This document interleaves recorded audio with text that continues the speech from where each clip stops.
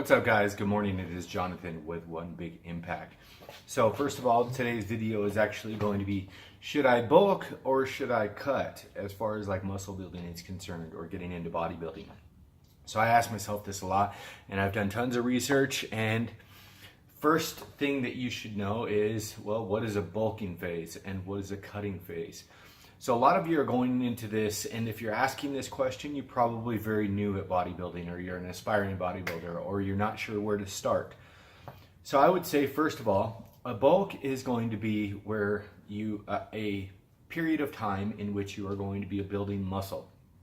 And I'll talk about the actual period of time a little bit later in this video.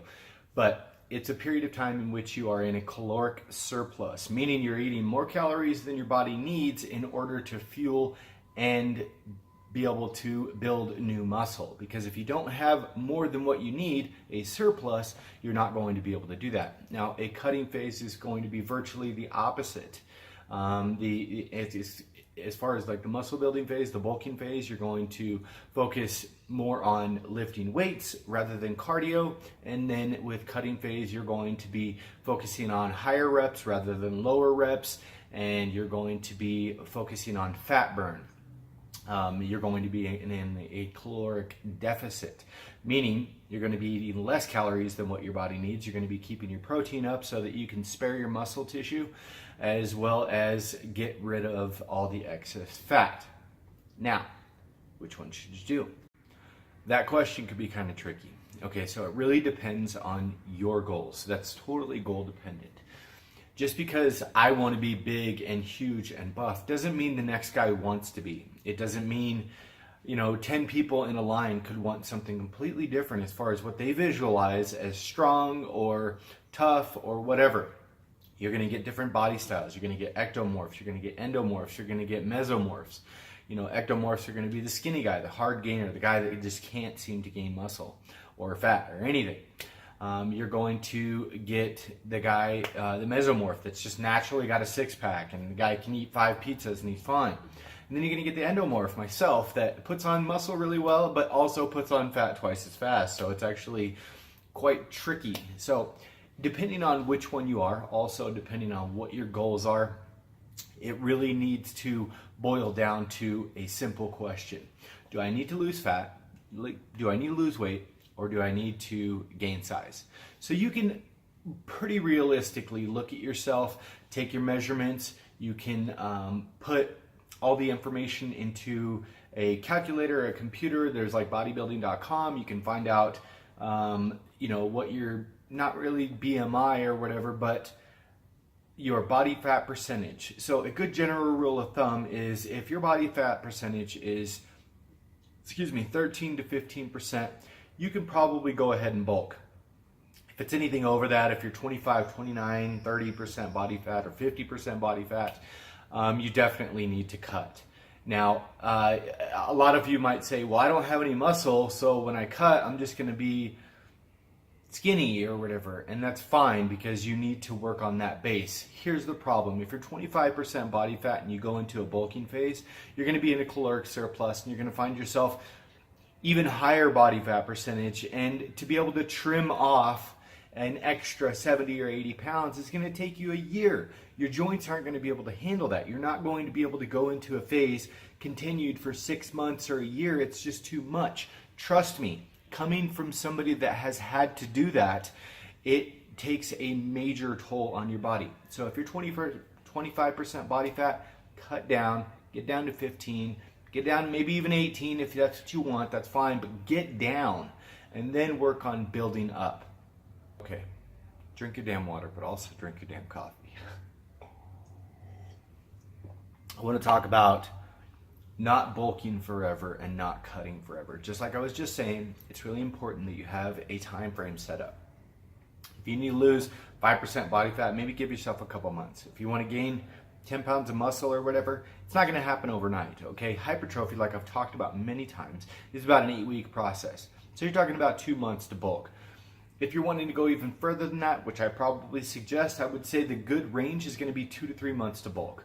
Now, you're probably wondering, well, how long do I cut? It just depends on how long it takes you to get down to your desired body fat percentage, or to get lean. If you're trying to lose 30 or 40 pounds or something like that because you need to cut down quite a bit, don't think it's going to be really fast. If you're into bodybuilding, or if you're doing bodybuilding, it's going to be completely different than a low carbohydrate regimen or Atkins or keto or anything like that. Those diets or lifestyles or ways of eating, you can lose excessive weight really fast. But bodybuilding is completely different. Here's the thing: you want to safely not be able to lose more. You want to not be able, you don't want to lose more than about 1 to 2 pounds, maybe 3 pounds max per week, because if you go further than that, you're actually going to be eating into muscle tissue and everything like that you've worked so insanely hard on. Now, in the beginning, don't freak out, because you will lose. In the first month, you're going to lose a lot more than once you start evening out later. Now, another quick tip is, if you're going into a cutting phase and you've been really high on your carbohydrates and stuff like that, trust the process. Don't bottom out your carbohydrates immediately. Just chip away at them. It's just like you're only losing like 1 or 2 pounds per week. Just chip away at them. If you go a week and you don't see any change, chip away. Take off 50 carbs for the week or something like that. Don't go crazy, because here's the thing: if you end up going too far, like I have done recently, I just said, okay, bottom out, no more carbs. First of all, you don't have the energy to be able to keep up with the training. Although when you do have ketones and everything, you can burn them off. But that's only if you completely flattened out with the carbohydrates. But it's going to be a really difficult process. So make sure you just chip away at them, just like you're doing with that fat, that body fat percentage. It's just little by little by little. If you don't see any movement for a few weeks, then go ahead and reduce your carbohydrates just a little bit. Make sure you keep your protein up, because that's what's going to be sparing that muscle. Okay, I hope that video helped you guys. Please like, share, comment, and subscribe to our channel. If you're looking to find out more information, you can check us out at Healthy Living for a Healthy Life. We are a Facebook group, aka family, full of amazing people. There's a few things. If you're looking to sell us stuff, we're not going to buy it. If you're not going to answer the 3 simple questions to be able to get into the family, don't even bother requesting it, because we're probably not going to let you in unless we have some weird premonition that you need help or something like that. But please just answer the 3 simple questions and you'll get in. The other thing is, check out the links in the description below, because there's some really important things. I think you should have a workout journal. You should have a measurement ribbon. You should have a food scale. You should have a bathroom scale, and you should have a body fat caliper or a body fat percentage monitor.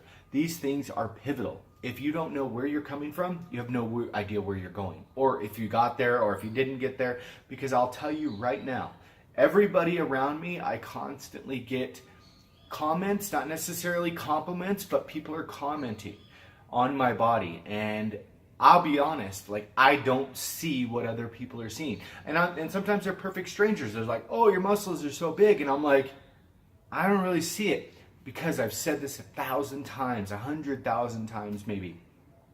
It's like having a puppy, okay? So if I have a puppy, I see that puppy every day, right? I see the puppy. I wake up, licking my face and stuff and all kinds of funness or whatever, but the puppy stays the same size. But my friend saw it 6 months ago, and he comes back 6 months later and he's like, oh my gosh, that puppy's huge. And you're like, what, dude? It's the same size. But if you actually were to measure that puppy, the puppy's like 2.5 feet taller than he was before, because it's just like looking in the mirror. If you look in the mirror every day, you can't see those changes because they are so minute. But over time, over 3-4 months, you have changed drastically, but you don't see it because you see it every day, like the puppy. So please take before pictures, after pictures, measurements, scale, body fat percentage, everything.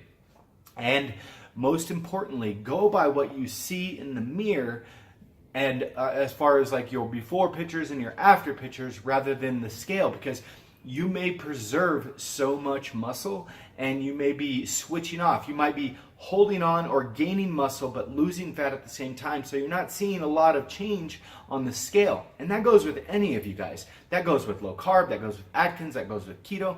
pay attention. If you're exercising while simultaneously following a low carbohydrate regimen or any type of regimen, remember, you could be changing body fat for muscle. So your clothes are fitting better, you are a much smaller human being, but you weigh the same. And that's good. Muscle does not weigh more than fat. It's just denser. It's smaller. It's like a rock versus feathers. So keep up the good work, you guys. Be stronger than your excuses. If you have any questions, please put them in the comment section below. Remember to spread love, not hate, and have a beautiful day. Peace.